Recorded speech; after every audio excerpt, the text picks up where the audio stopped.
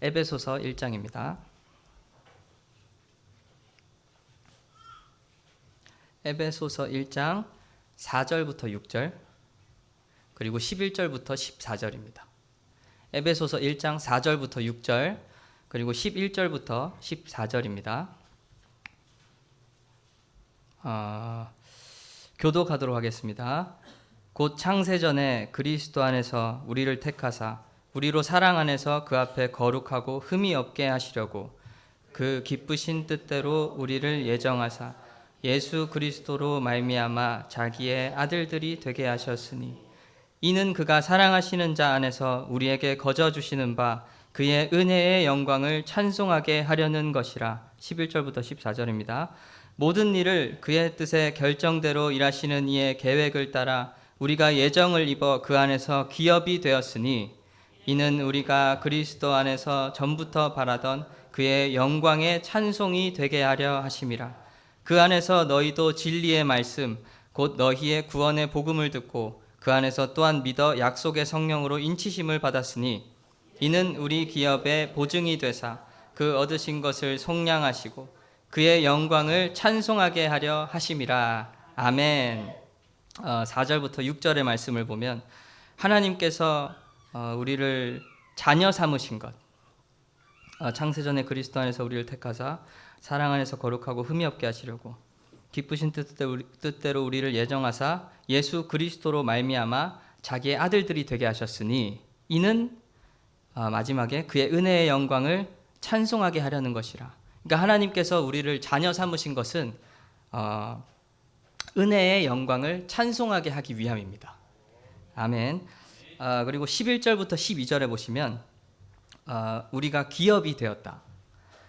모든 일을 그의 뜻의 결정대로 일하시는 이의 계획을 따라 우리가 예정을 입어 그 안에서 기업이 되었으니 우리가 상속자가 되었다는 말입니다. 우리가 상속자가 되었으니 이는 12절에 영광의 찬송이 되게 하려 하심이라.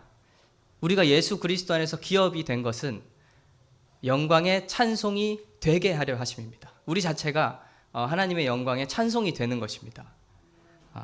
13절부터 14절을 보면 복음을 믿을 때 약속의 성령으로 인침받은 것도, 우리가 예수 그리스도의 복음을 믿을 때 하나님의 성령으로 인침받은 것 또한 하나님의 영광을 찬송하게 하려 하심이니라. 이렇게 말씀하고 있습니다. 이처럼 하나님은 우리를 부르실 때 하나님의 영광의 찬송이 되게 하시려고, 그리고 하나님의 영광을 찬송하게 하시려고 우리를 부르신 것입니다. 그것이 거룩하신 하나님의 뜻입니다. 우리를 부르신 뜻입니다.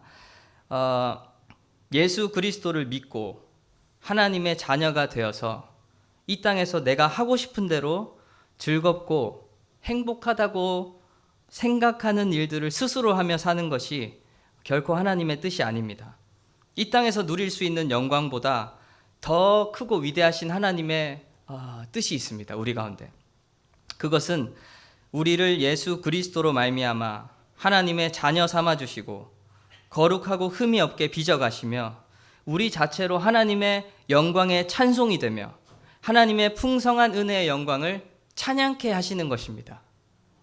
창세전에 하나님께서 우리를 예정하시고 예수 그리스도 안에서 자녀 삼아 주신 것은 이제 하나님의 자녀가 됐으니까 예수님 믿고 나 하나님의 아들이야, 하나님의 자녀야 하면서 내가 하고 싶은 대로 사는 것이 아니라 하나님께서 창세전에 우리를 부르실 때 목적이 있었다는 것입니다. 그 목적이 바로 너희가 하나님의 영광의 찬송이 되는 것, 그리고 하나님의 영광을 찬양하는 것, 이것이 하나님의 우리를 지으신 목적이고 우리를 부르신 목적입니다.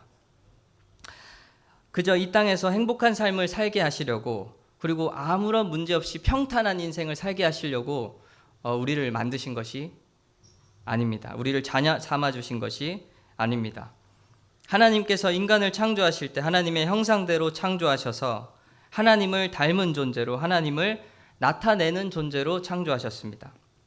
이것은 인간을 통하여서 하나님의 영광이 드러나고 그 영광을 찬양하는 자로 만드셨다는 것입니다. 따라서 우리의 인생을 통해서 하나님의 영광이 드러나야 됩니다. 우리의 인생이 하나님의 영광의 찬송 자체가 되어야 되는 것입니다. 그리고 하나님은 그렇게 하나님이 찬양받는 인생을 진실로 기뻐하십니다. 이 땅에서의 행복한 인생보다 이 땅에서 조금 힘들 수도 있고 고난을 겪을 수도 있고 정말 하나님을 붙잡지 않으면 울부짖을 수도 있는 그런 상황 가운데 있는 것이, 그 속에서 하나님을 찬양하는 것이 아무런 문제 없이 살고 행복하게 살고 풍요롭게 사는 것보다 하나님이 기뻐하신다는 것입니다. 왜냐하면 그것이 하나님이 우리를 지으신 목적이고 우리를 부르신 목적이기 때문에 그렇습니다. 근데 우리는 살아가다 보면 그 목적이 희미해질 때가 있습니다. 내가 예수님 믿고 하나님을 나의 주인으로 영접하고 행복하게 살면 되지 않을까? 내가 즐거우면 되지 않을까? 하지만 그것은 하나님의 목적과는 좀 다르다고 볼 수 있습니다. 행복하지 않아야 된다는 말이 아닙니다. 하나님의 영광을 찬송하며 하나님의 영광을 드러내면서 당연히 행복합니다. 하지만 무슨 말인지 아시겠죠? 행복하지 않아야 되고 슬퍼야 되고 막 고난해야 되고 막 울어야 되고 그렇다는 것이 아니라 그 목적의 본질 자체가 하나님의 영광을 찬송하고 영광의 찬송이 되게 하는 것에 있다는 것을 말하는 것입니다. 그래서 목적이 거기에 있기 때문에 우리가 하나님을 의지하지 않고 하나님의 찬양이 되는 삶을 살지 않으면 하나님이 간섭하십니다. 그래야 맞잖아요. 하나님이 애초에 우리를 어떻게 지으셨는지 그 목적에 맞게 우리를 부르시고 다듬어 가시는데 그 목적대로 살지 않으면 당연히 아버지, 우리 부모님은 나를 사랑하신다면 그 방향에 맞게 바로 잡아야 되는 거죠. 우리 소희미도 이제 슬슬 훈계할 시기가 다가오고 있는데, 내가 소희미를 사랑하면은 소희미가 위험한 곳에 걸어가고 있으면 안 돼! 가지 마! 하지 마! 소희미가 아무리 울고 불어도 소용이 없습니다. 안 되는 건 안 되는 것입니다. 내가 소희미를 사랑하기 때문에, 저를 지켜야 되기 때문에. 이처럼 하나님도 우리를 바라보실 때 그런 목적을 갖고 바라보신다는 것을 알아야 됩니다. 그래서 때로는 고난도 있습니다. 결국에는 하나님만 의지하고 하나님을 찬양하는 삶의 방향으로 이끌어 가시는 우리 하나님이십니다. 이와 같이 우리가 예수 그리스도를 믿고 하나님의 자녀가 되었다는 것은 앞서 말씀드린 것처럼 룰루랄라, 하나님의 자녀다, 아싸바리, 이런 것을 포함해서 좋죠. 너무 기분이 좋죠. 만왕의 왕이신 하나님이 내 아버지시니까. 그것과 더불어서 하나님이 이끄시는 거룩한 여정에 참여한다는 뜻입니다. 그리고 하나님의 영광의 찬송이 되어 간다는 것입니다. 그 길에 참여한다는 것입니다. 그러니까 하나님의 자녀가 되었다고 해서 내 마음대로 살 수 없다는 것입니다. 슬픈 현실이죠. 슬픕니까? 슬픕니까? 기쁩니까? 하나님의 자녀가 되는데 내 마음대로 할 수가 없어요. 슬퍼 보이시는데요? 자, 마음속에선 이 기쁨이 있는 줄 저는 압니다. 에덴 동산에서 하나님의 모든 공급하심과 자유함이 있었습니다. 그러나 계명도 있었습니다. 선악과 실을 먹지 말라. 이처럼 하나님의 계명, 말씀 안에서 참된 자유와 생명을 공급하심을 누릴 수 있는 곳이 바로 에덴 동산이었습니다. 그러나 인간이 보기에 내가 하고 싶은 것을 택했다. 내가 자유로워질 수 있다고 생각한 것을 그냥 내가 스스로 택한 것입니다. 하나님의 계명을 벗어나 버린 것입니다. 그러니까 하나님과의 관계가 끊어져 버린 것이죠. 하나님의 자녀라면 하나님의 간섭을 받아야 마땅합니다. 하기 싫은 것들도 감당해야 할 때가 있을 수 있습니다. 하나님께 책망을 받고 징계를 받아야 합니다. 징계라 그러니까 제가 예전에 한번 징계라 그러니까 은수 선생님이 징계라는 말 너무 무섭다고, 하나님이 무슨 징계하시냐고. 무서운 의미가 아니라 하나님의 자녀로서 책망받고 징계받는 것은 마땅하다는 것입니다. 말씀을 한번 보겠습니다. 사무엘하 7장입니다. 사무엘하 7장 14절 15절. 사무엘하 7장 14절부터 15절입니다.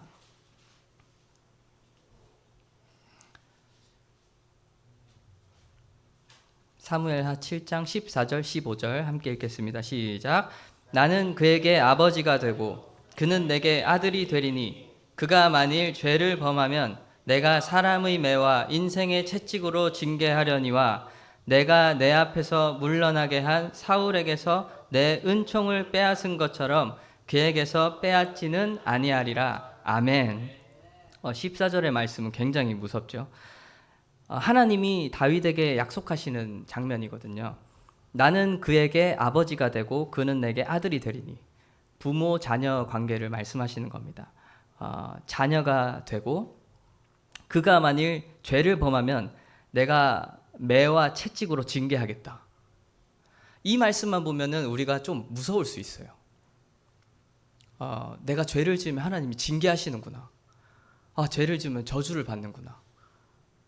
내 삶에 안 좋은 일들이 일어날 수 있구나. 하지만 시선을 바꿔서 15절 말씀을 보면 내가 내 앞에서 물러나게 한 사울에게서 은총을 뺏은 것처럼 그에게서 빼앗지는 아니하리라.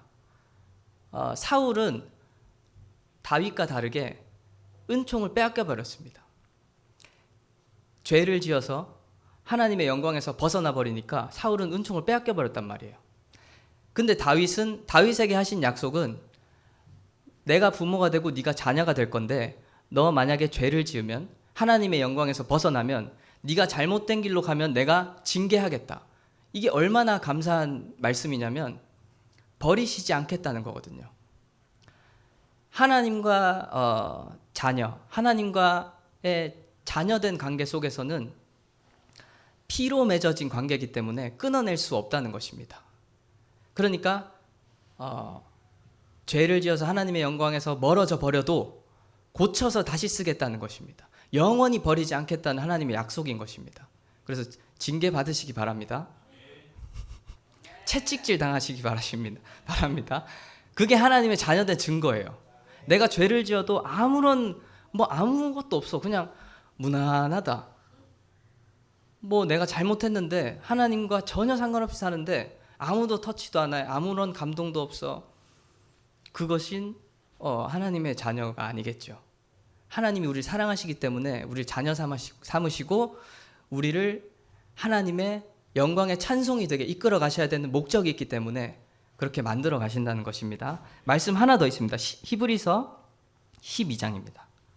히브리서 12장 6절부터 8절. 히브리서 12장 6절부터 8절.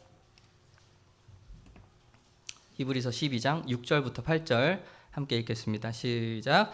주께서 그 사랑하시는 자를 징계하시고 그가 받아들이시는 아들마다 채찍질하심이라 하였으니 너희가 참음은 징계를 받기 위함이라. 하나님이 아들과 같이 너희를 대우하시나니 어찌 아버지가 징계하지 않는 아들이 있으리요. 징계는 다 받는 것이거늘 너희에게 없으면 사생자요 친아들이 아니니라. 아멘. 네, 이와 같이 하나님이 징계하시겠다고 여러분들을 협박하고 계십니다. 이곳에 은혜가 있는 줄 믿으시기 바랍니다.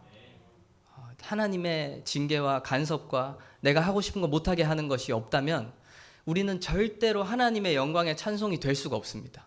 우리에게는 선한 것이 없고 내가 기도하고 뭐 한다 이런 말들을 자주 하지만 그건 내가 기도해서 되는 것이 아닙니다.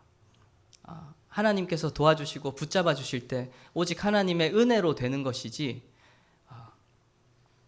하나님 없이는, 하나님의 인도하심 없이는 살 수 없습니다. 그러니까 우리 전도사님 자주 하시는 말씀, 안 힘들다고는 안 했어요. 안 힘들다고는 안 했습니다. 근데 아니요, 이렇게 얘기하는 사람도 있을 수 있어요. 아니요, 저는 내가 이렇게 사는 게 더 행복한 것 같아요. 워라밸을 지키며 일을 하고 와서 좀 휴식하며 왔을 때 게임 한 판 하고 TV 좀 보고 유튜브 좀 보고 넷플릭스 보고 수요일 주일 찬양 예배 나가고 이렇게 사는 게 좀 행복한 것 같아요. 나 그게 더 행복해요 라고 말할 수 있지 않겠습니까? 우리 자녀가 또는 우리 청소년 세대들이 그렇게 말하면 자기는 그게 더 행복하고 하나님 더 잘 섬기는 것 같대요. 우리가 품어줄 수 있지만 사실은 그렇지 않다는 것입니다. 이 성경에서 말씀하시는 하나님의 말씀은 진리를 알려주시는 것입니다. 이렇게 살아도 되고 저렇게 살아도 돼가 아니라 이렇게 살 때 인간은 하나님의 영광이 되고 영광의 찬송이 되고 하나님의 영광을 찬양할 때 가장 가치 있는 삶이다라고 선포하는 것입니다. 아닌 것 같아. 그건 네 생각이고. 젊으신 분들만 좀 피식하시네요.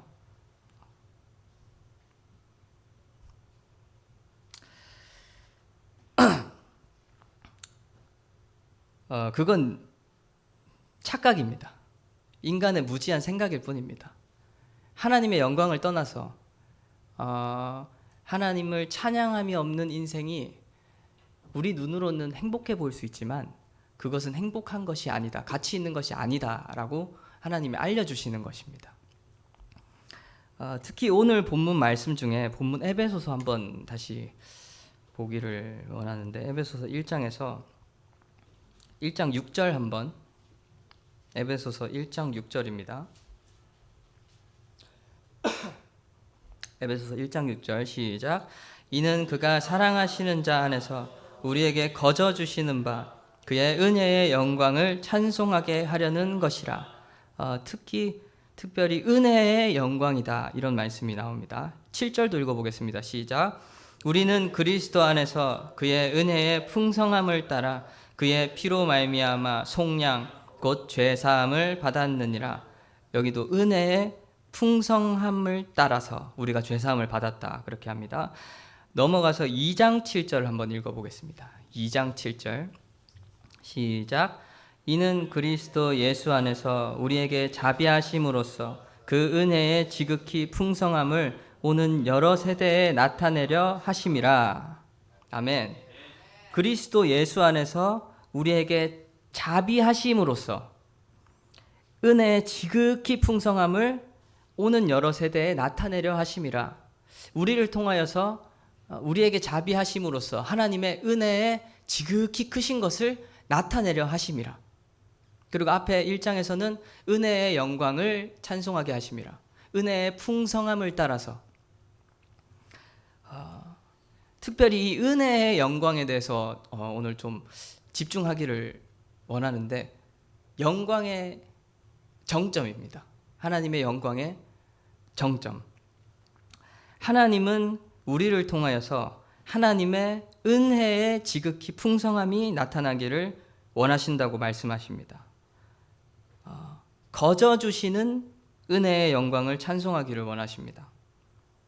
우리는 값없는 은혜로 말미암아 속량 곧 죄사함을 받은 것임을 날마다 기억해야 합니다. 값없는 은혜, 거저 주시는 은혜라고 했을 때 잘 와닿지 않을 때가 있습니다. 값없는 은혜, 거저 받은 은혜로 우리가 죄사함을 받았다. 하나님은 풍성한 은혜의 하나님이신데 그 풍성한 은혜가 나에게 풍성한 은혜 되지 못하는 자들도 있습니다. 나를 위해서 죽으셨다고 하니까 머리로는 알겠는데 은혜인 것 같긴 한데 그 풍성함이 얼마나 큰지 와닿지 않는 사람들도 있다는 것입니다. 그것은 하나님의 의로 풍성한 은혜로 느껴지지 않는 것은 나에게 의가 있기 때문입니다. 쉽게 말하면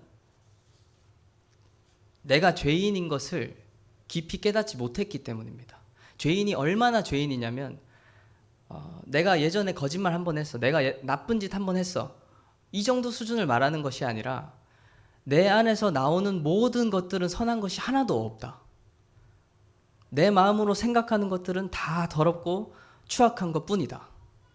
나는 죽어야 마땅한 자고 나는 지옥에 갈 수밖에 없는 그런 사람이고 그런 영혼이고 내가 스스로 생각하는 모든 것은 악하다. 이 고백을 말하는 것입니다. 단지 내가 어떤 죄 지었어, 예전에 거짓말했어, 누구 거 훔쳤어, 이게 아니라 오늘까지 나는 매일 죄인이었고 오늘 이후의 삶도 나는 매일 죄인이다. 하나님이 없이는 내가 하는 모든 말과 행동은 다 악하다.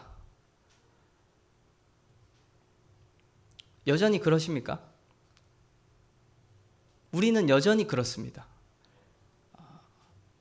예수 그리스도를 믿고 의롭다함을 받았다고 말하지만, 고백하지만 그것은 사실 진짜 의인이 된 것은 아닙니다.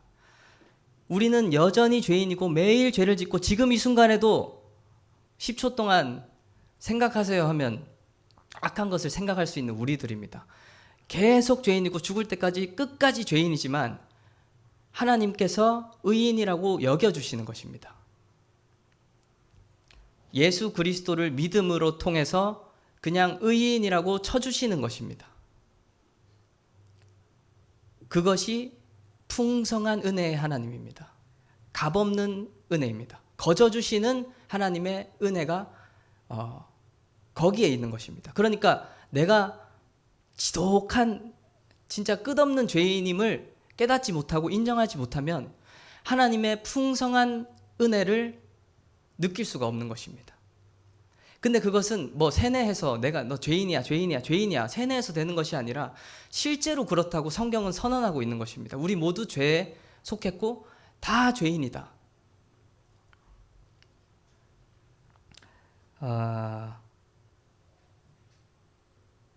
그렇습니다. 하나님의 계획은 창세로부터 실패한 적이 없습니다. 아담이 범죄한 것이 하나님의 창조 계획의 실패일까요? 우리 모두가 영원히 죄로 말미암아 죽을 수밖에 없게 된 것이 하나님의 계획의 어떤 흐트러짐일까요? 그렇지 않습니다. 하나님의 목적은 인류에게 있지 않습니다. 만물에 있지 않습니다. 하나님의 목적은 우리 본문 말씀과 같이 하나님의 영광에 있습니다. 모든 만물은 우리를 위해서 창조된 것이 아닙니다. 예수 그리스도로 말미암았고 예수를 위해서 창조된 것입니다. 아이러니하게도 아담의 범죄로 말미암아 모든 인류가 죽어버렸고 죄로 물들었지만 하나님의 은혜는 넘쳐났습니다.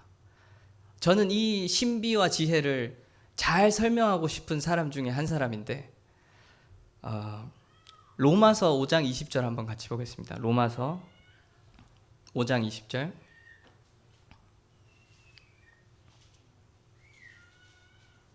로마서 5장 20절입니다. 시작. 율법이 들어온 것은 범죄를 더하게 하려 함이라. 그러나 죄가 더한 곳에 은혜가 더욱 넘쳤나니. 아멘. 아담이 범죄한 것이, 우리가 죄를 지은 것이 하나님의 계획이라는 말이 아닙니다. 다만 하나님의 계획은 실패하지 않았다는 것입니다. 예수 그리스도로 말미암아 하나님의 의가 세상에 드러났고 그 영광의 풍성함이 이 땅에 충만하게 나타났습니다. 우리가 예수를 믿건 믿지 않건 하나님의 풍성한 은혜의 영광은 지금도 온 세상에 흘러넘치고 있습니다. 이것이 하나님의 계획이라는 것입니다. 그래서 하나님의 계획은 실패한 적이 없습니다. 하나님의 영광의 풍성함이 이 땅 가운데 드러나고 하나님의 영광이 높임받는 그 관점에서 봤을 때 하나님의 계획은 절대 실패하지 않습니다. 많은 사람이 믿는 것이 중요하지 않습니다. 많은 교회가 세워지고 찬양을 많이 하는 것이 중요한 것이 아닙니다. 하나님의 우선된 목적은, 제1의 목적은 하나님의 영광에 있기 때문입니다. 하나님은 그래서 영원히 찬송받기에 합당하신 분이십니다. 온 만물의 주인이시고 인자와 자비가 충만하신 은혜의 하나님이십니다. 하나님은 이 고백으로 충분하신 것입니다. 100명이 이 고백을 하기를 원하시는 게 아니라 이 고백이 없는 100명보다 이 하나님의 영광을 찬양하는 한 사람을 하나님은 더 기뻐하실 수도 있습니다. 그러니까 이 땅에서 내가 하나님의 일을 이루어 나간다고 착각하면 안 됩니다. 내가 성령의 음성을 듣고 성령의 감동을 따라 하나님의 어떤 계획을 내가 착착착착 하나님한테 순종해서 내가 하나님의 계획을 막 이루고 있구나, 이렇게 자랑할 수가 없습니다. 하나님의 뜻은 그런 것들이 아니라 하나님의 영광에 있습니다.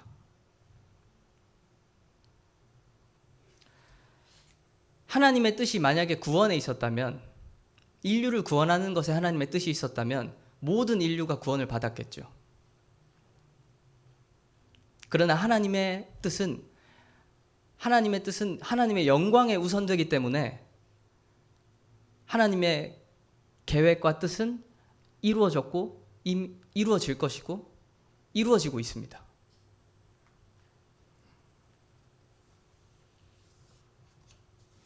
그러니까 내가 하나님의 일을 이루어 간다고 생각하는 것이 아니라 그냥 하나님의 영광에 참여할 수 있도록 우리를 사용해 주시는 것입니다. 하나님은 절대적으로 우리가 필요하지 않으세요. 우리가 필요 없으신 분이십니다. 내가 아니어도, 우리가 아니어도 하나님의 일은 지금 이루어지고 있고 이루어져 갈 것입니다. 근데 다만 하나님의 은혜로 말미암아 우리를 필요하다고 여겨주시는 것입니다. 김은지 선생님이 하나님은 필요가 없대요. 근데 원래는 필요 없는데 너가 필요하다, 너가 좀 해주지 않겠니? 이렇게 해주시는 것입니다. 하나님은 굳이 우리를 사용하실 필요가 없어요. 다만 하나님의 풍성한 은혜로 우리를 사용해 주시는 것 뿐입니다. 우리의 믿음도 내가 믿은 것 같지만 결국엔 하나님으로부터 온 믿음이고, 하나님의 은혜로 말미암은 선물이기 때문에 원래는 믿음도 의롭다함을 받을 만한 이유가 되지 못합니다. 그러나 하나님의 은혜가 풍성하시고 크시기 때문에 네가 믿었다 해주는 것입니다. 우리의 믿음을 한번 보십시오. 어디 믿음이랄 것이 어디에 있습니까? 근데 하나님은 은혜가 풍성하신 하나님이시기 때문에 그 은혜의 영광을 우리를 통하여서 드러내기를 원하시기 때문에 우리에게 한량없는 은혜를 계속 베푸시는 겁니다. 네가 믿었다, 잘했다, 너가 필요하다, 나와 함께 해주지 않겠니? 이것이 은혜입니다. 아무런 자랑할 것도 없고 어떠한 반문도 할 수 없습니다. 그저 하나님의 은혜로 말미암아서 우리가 하나님의 영광에 찬송이 되고 하나님의 영광에 참여할 수 있게 되는 것입니다.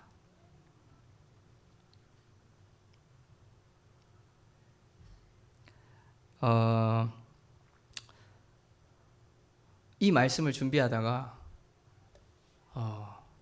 펑펑 울었거든요. 근데 지금 아무런 감동이 없네요.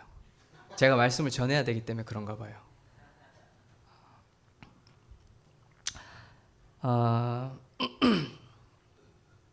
그래서 모든 것이 하나님의 은혜고, 아까 앞에서 말씀드린 것과 같이 하나님의 우리를 지으신 목적은 영광의 찬송이 되게 하신다고 하셨습니다.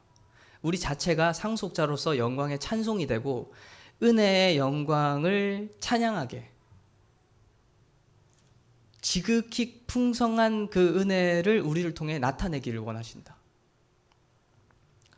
그것이 우선된 하나님의 뜻입니다.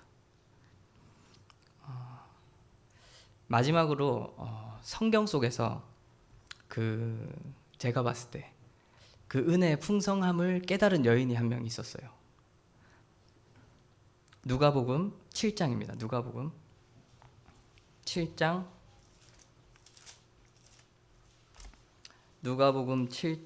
36절부터 42절입니다. 누가복음 7장 36절부터 42절. 36부터 42 교독하겠습니다. 한 바리새인이 예수께 자기와 함께 잡수시기를 청하니 이에 바리새인의 집에 들어가 앉으셨을 때에 그 동네에 죄를 지은 한 여자가 있어 예수께서 바리새인의 집에 앉아 계심을 알고 향유 담은 옥합을 가지고 와서 예수의 뒤로 그 발 곁에 서서 울며 눈물로 그 발을 적시고 자기 머리털로 닦고 그 발에 입 맞추고 향유를 부으니 예수를 청한 바리새인이 그것을 보고 마음에 이르되 이 사람이 만일 선지자라면 자기를 만지는 이 여자가 누구며 어떠한 자 곧 죄인인 줄을 알았으리라 하거늘 예수께서 대답하여 이르시되 시몬아 내가 내게 이를 말이 있다 하시니 그가 이르되 선생님 말씀하소서. 이르시되 빚주는 사람에게 빚진 자가 둘이 있어 하나는 500데나리온을 졌고 하나는 50데나리온을 졌는데 갚을 것이 없으므로 둘 다 탕감하여 주었으니 둘 중에 누가 그를 더 사랑하겠느냐. 여기까지고 47절 한번 읽어볼까요? 47절 시작. 이러므로 내가 내게 말하노니 그의 많은 죄가 사하여 졌도다. 이는 그의 사랑함이 많음이라. 사함을 받은 일이 적은 자는 적게 사랑하느니라. 아멘. 한 바리새인이 예수님을 집에 초청합니다. 그 동네에 죄를 지은 한 여자 이렇게 37절에 등장을 하는데 좀 더 정확히 이렇게 번역을 하면 죄를 짓는 여자라고 하더라고요. 죄를 짓는 여자.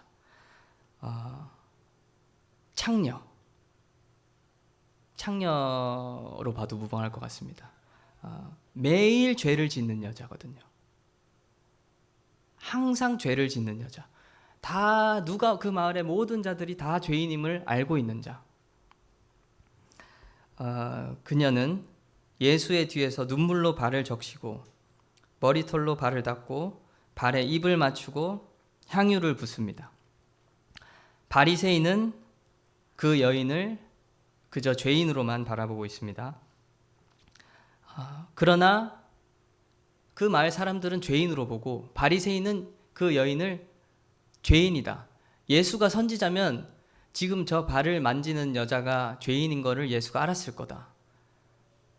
그렇게 말합니다. 근데 예수님의 관점은 좀 다릅니다. 예수님의 시선은 그 여인의 죄에 있지 않습니다. 예수님은 비유로 말씀하시는 것이 더 많은 죄를 사함받은 자가 하나님을 더 사랑하는 것이다.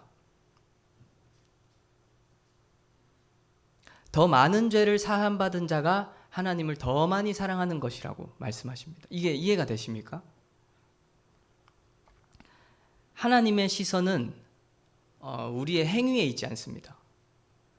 죄를 짓느냐 안 짓느냐, 덜 짓냐 많이 짓냐 그거를 보시는 것이 아니라 하나님의 관심은 하나님의 은혜의 영광이 나타나는가, 그 영혼에게 하나님의 은혜를 찬송함이 있는가,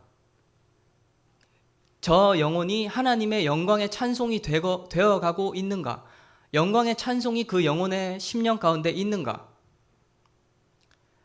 그렇게 시선을 다르게 보고 바라봤을 때 바리새인의 심령 가운데 하나님의 은혜의 영광의 찬송이 있겠습니까? 이 여인의 심령에 하나님의 풍성한 은혜의 영광의 찬송이 있겠습니까? 하나님은 우리의 행위에 관심이 없습니다. 많은 사역을 하고 예배를 잘 드리고 기도를 많이 하는 것에 관심이 있는 것이 아니라 하나님의 우리를 지으신 목적에 의거하여 하나님의 영광의 찬송이 되고 있는가, 그리고 하나님의 지극히 크신 은혜가 우리를 통하여 드러나기를 원하셨는데 그 영광의 정점인 은혜의 영광이 우리 안에 얼만큼 있는지. 이 여인이 바리새인보다 더 심각한 죄인이었을까요? 그렇지 않았을 것입니다. 이 여인은 다만 자기가 얼마나 지독한 죄인인지 깨달았을 뿐입니다. 내가 이 창녀의 비유로 매일 죄를 짓는 자, 여인으로서 이 성경에 나왔지만 우리도 같은 모양이거든요. 다만 모를 뿐입니다. 내가 얼마나 죄인인지 모를 뿐입니다. 매일 죄를 짓고 더럽고 죽어야 마땅하고 사망으로 가득한 나기 때문에 예수 그리스도가 간절하게 필요했던 것이 바로 이 여인이었을 뿐입니다.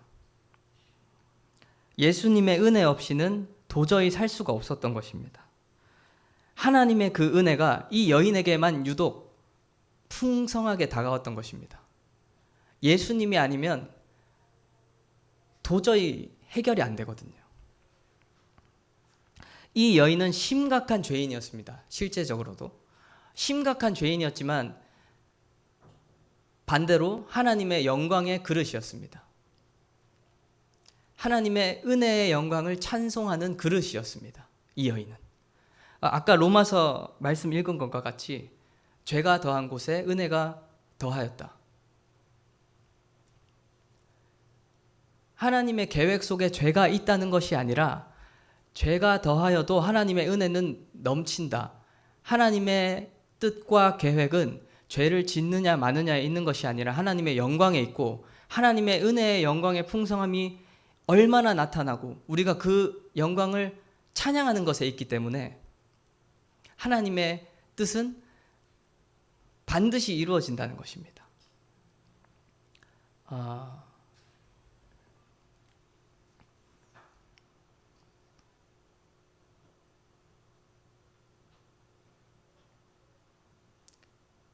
그리고 하나님께서 여인을 바라보실 때 하나님을 더 사랑하는 자라고 평가하십니다. 하나님을 더 사랑하는 자래요. 이 여인이. 이것이 얼마나 큰 은혜인지 여인이 다른 여인을 말하는 것이 아닙니다. 바로 우리들의 모습이기 때문에 우리의 죄를 자복하고 죄인임을 절실히 깨닫고 예수 없이는 살 수 있는 존재임을 인정하며 하나님께 나아갈 때 그 풍성한 은혜가 우리 가운데 충만해질 것입니다. 저도 마찬가지로 여러분들도 마찬가지로 그게 아무런 느낌이 없을 때가 있습니다. 그 은혜가 생각이 안 날 때가 있어요.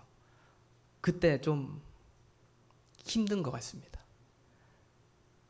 그러면 하나님이 또 비춰주시죠. 너 얼마나 죄인인지 까먹었냐? 너 이렇게 더럽고 추악한 인간이다. 그럼 그제서야 은혜 그거의 반복인 것 같습니다. 하나님의 은혜의 영광으로 충만한 자가 하나님을 더 사랑하는 자라고 예수님이 말씀하십니다. 하나님을 많이 사랑하는 자가 이웃을 사랑하고 또 영혼들을 사랑하고 품을 수 있겠죠. 하나님의 지으신 그 목적, 영광의 찬송이 되는 것이 가끔씩 느껴지거든요. 가끔씩. 저는 어리고 미숙하기 때문에 이 하나님의 영광이 얼마나 큰지 조금씩 느껴질 때가 있는데 그때 표현이 안 됩니다. 이 은혜가 얼마나 큰지 결국 근데 말하고자 하는 것은 결국 그 은혜의 풍성한 은혜를 깨달으려면 내가 얼마나 지독한 죄인인지 알아야 된다는 것입니다. 좀 서글픕니다. 그러니까 자랑할 것도 없고 말할 것이 없습니다. 하나님의 영광의 찬송이 되시기를 바랍니다. 하나님의 은혜의 영광을 찬양함이 심령 가운데 넘치기를 바랍니다. 은혜의 영광을 찬양한다 했을 때 죄를 지었다고 해서 넘어지지 마시기 바랍니다. 하나님 그걸 보시지 않습니다. 하나님의 목적은 거기에 없습니다. 아담이 범죄해서 죄로 물든 것도 하나님의 계획에 차질이 없습니다. 하나님의 영광을 찬양하시기를 소망합니다. 죄를 지으라는 것이 아니지만 죄를 지었다고 할지라도 날마다 죄를 지을 수밖에 없는 인생이라고 할지라도 하나님의 뜻은 하나님의 영광에 있습니다. 그리고 또한 하나님의 놀라운 은혜는 그 영광에 우리를 참여시키는 것에 있습니다. 다만 하나님의 영광만 드러나고 끝나는 것이 아니라 우리가 그 영광의 찬송이 되고 예수 그리스도로 말미암아 하나님의 영광을 함께 누리며 하나님과 영원히 사는 것입니다. 이것이 복음입니다. 우리 모든 인류에게, 누구에게, 남녀노소 할 것 없이 모두에게 기쁜 소식입니다. 하나님의 자녀로서 내가 예수 믿고 하나님의 자녀가 돼서 이 땅에서 평안하고 행복한 삶을 누리는 것이 아니라 하나님의 크고 위대한 거룩한 뜻은 여기 있습니다. 하나님의 영광을 함께 누리는 것입니다. 하나님의 거룩함을 닮아가는 것입니다. 대학교 어디 갈지, 취직 어디 할지, 저도 그런 것들을 놓고 기도하고 여러분들도 그렇게 기도하지만 사실 하나님의 관심은, 진짜 하나님의 관심은 하나님의 영광을 함께 누리기를 원하십니다. 예수 그리스도로 말미암아 자녀 삼으시고 거룩하게 다듬어 가시고 그 영광의 찬송이 되게 하신다. 모든 만물의, 온 만물의 창조주이신 하나님께서 그 영광에 우리를 참여시키시는 것입니다. 예수 그리스도로 말미암아 다만 값없는 은혜로, 그냥 일도 거저 주시는 은혜로, 그냥 거저 주시는 은혜로 말미암아 영광에 참여시키는 것, 이것이 우리에게 진정 기쁜 소식이고 이것이 은혜이고 이것이 생명이고 이것이 우리의 힘입니다. 이것이 우리의 소망인 줄로 믿습니다. 아멘. 함께 기도하겠습니다. 하나님 아버지 감사합니다. 하나님께서 나를 지으신 목적을 회복하기를 원합니다. 하나님을 위하여서, 하나님의 영광을 위해서 지음받은 우리가 나를 위해서, 내가 주인 되어서 살고 있는 모양이 있습니다. 나를 위해서 사는 삶이 행복하다 착각하는 모양이 있습니다. 자비가 많으신 은혜의 하나님께 다시 한번 기도하며 나아가기를 원합니다. 하나님을 위해 살게 하여 주시옵소서. 하나님의 영광을 위해 살게 하여 주시옵소서. 내가 하나님의 영광의 찬송이 되게 하여 주시옵소서. 내 안에서 하나님의 풍성한 은혜가 차고 넘침이 드러나게 도와주시옵소서. 나를 통하여서 하나님의 우선된 목적, 하나님의 영광이 드러나는 그런 인생, 그런 영혼이 되게 해달라고 함께 예수여 부르시고 기도하겠습니다.